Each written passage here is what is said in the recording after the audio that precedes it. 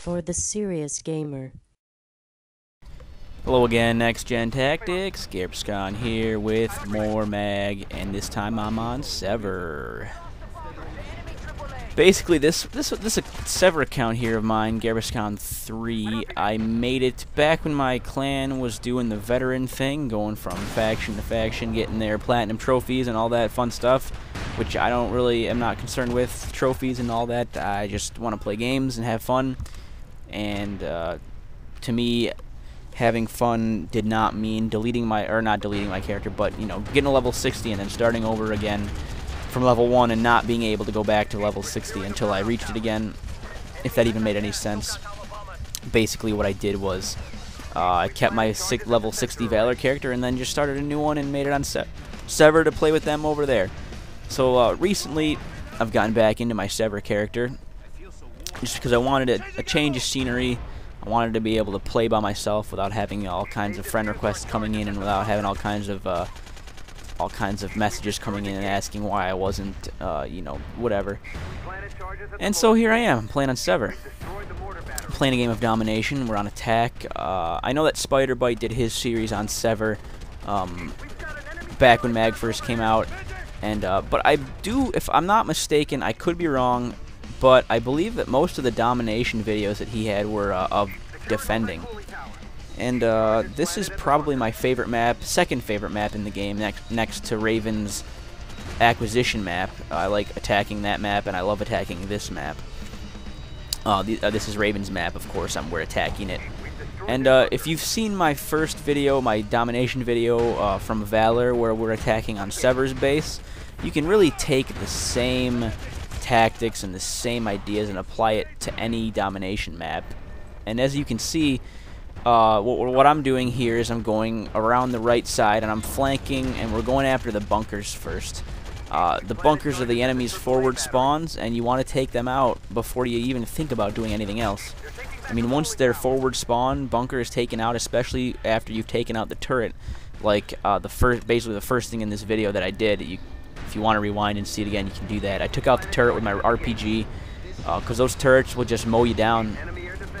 And I mean, you want to take out the bunkers, and once you've got the bunkers and all the obstacles taken out, then you can go jump back and pick up the burn-off towers, the main objectives. But I mean, really, if you think about it, just think about it for a second. The enemy spawns at a certain point, and that point is really close to your spawn and where you want to be attacking. So if you take out their spawn and make them spawn 200 meters behind at the back of the base, I mean, that's just logical that you'd want to do that, right? But too many times, all too much, the blue dots, the blue dots being random players, anyone not on your squad. Basically, a blue dot is anybody but your own squad, and pretty much everything that goes wrong in Mag gets blamed on the blue dots. Whether that's right or true, it's up for debate. But it's pretty easy to just blame a blue dot if they don't heal you and all that stuff. But anyway, you can usually count on a couple random players who don't know too much about Mag or who don't have their mics on, who aren't communicating. You can pretty much count on them to take the burn-off towers. So you really don't have to worry about the burn-off towers, and you can pretty much take your whole squad and focus on the bunkers, which is what you should be doing anyway. Because like I said, once those bunkers are down, you can go back and get the burn-off towers, no problem. I mean, it's really what it comes down to. So another thing I want to talk about in this video is the Raven Domination map and the Domination mode in general, I suppose. Basically, people, Mag players, the Mag community, forum dwellers, they complain about how Raven's Domination map is way too easy to attack and it goes down instantly, and how SVER's map is way too hard to attack, and how it's impossible to break through the front lines, the bunkers, blah blah blah blah blah blah blah. Now this game right here, we pretty much win pretty easily. It's not too much of a challenge, but this is a particular day I did a lot of Domination. I was actually set to attack this side of the map, E and F, this quadrant, 3 games in a row. The first game that I played, which was right before I played this game that I recorded, we never made it through their bunkers. I mean, they successfully held off their bunkers quite a bit, and then this game, obviously, their bunker went down fairly easily. And in the first game where we pretty much won, or where we didn't win at all, we didn't win. I mean, it was tough. I can tell you that I noticed a lot more proximity chat communication on Raven's part. I remember that I was hearing them talk to every time I killed somebody, or at least every time they killed me after I had killed some of their friends and I was bleeding out. I heard them calling out, "Oh, there's a dude over here. All right, I just got him." You know, I kept hearing them. They were telling their squads where I was and where my squad was and what we were doing. They were communicating, and basically, that's how you do well in Mag. Is you communicate with your team. You let your teammates know what's going on, and when you're doing that, the rest of your team can easily, win. I mean, if your buddy who just got killed by an enemy says, "There's an enemy coming from this direction. He just killed me," you're on your guard. You know he's coming. You're ready to take him out. You're ready to flank him. You're ready to do what you got to do. And if you're not doing that, then that's what's basically that's when I get my good captures, my good games, is when a team's not using communication. And what'll happen is I'll sneak up behind somebody. I'll knife 3 or 4 guys in a row right in the back. And the reason I'm able to get away with that is because the first guy who gets knifed doesn't bother to tell his team, "Hey, there's a douchebag coming up behind me knifing all of us. Somebody should turn around and shoot him." I mean, it's as simple as that, really. And in Domination, that's really what you need, just because of how big it is, and you're really not going to get anything accomplished unless you're working as a team, because of how much needs to actually get done in a Domination game.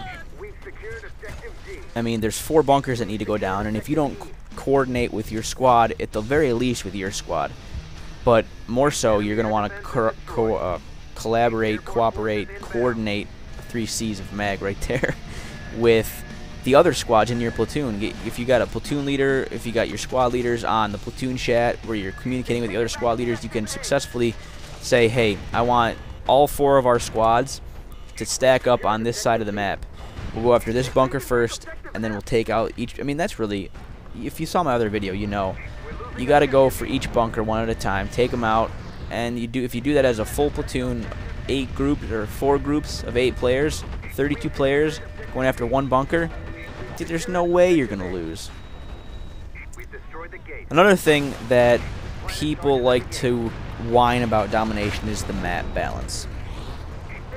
Now, I will give credit where credit is due to the whiners and say that this Raven Domination map, other than the fact that there's no roof over this building to my right here that I'm running into, or at least there's not a roof, and you can see right here, there's just a strafing run just wasting away at everyone inside this building. I mean, there is cover in it. There's not a lot of cover. You can find places to hide in it, but they should probably figure out how to block the strafing run from just totally wiping out the objective.